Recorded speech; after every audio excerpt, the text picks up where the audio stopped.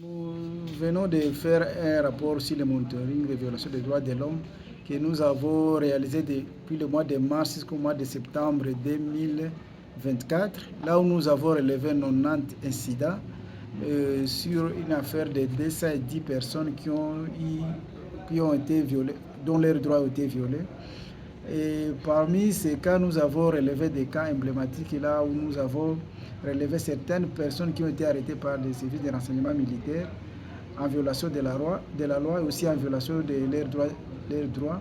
Mais aussi, il y a eu certains cas qui ont été commis par des groupes armés dont la plus grande partie a été commise par les mouvements d'IM23. Pour les services de l'État, nous disons que nous tous, nous devons fournir des efforts, que ce soit de la côté de la population du des droits de l'homme, que ce soit du côté des services étatiques, de voir comment nous devons améliorer la situation des droits de l'homme.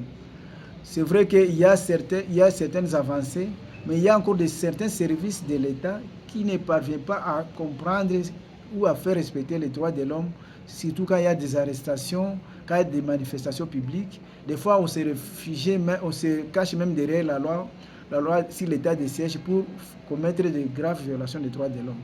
À mon humble avis, les services étatiques devraient plus approcher les activistes des droits de l'homme, collaborer avec les activistes des droits de l'homme, pour qu'ensemble nous pourrions améliorer la situation des droits de l'homme.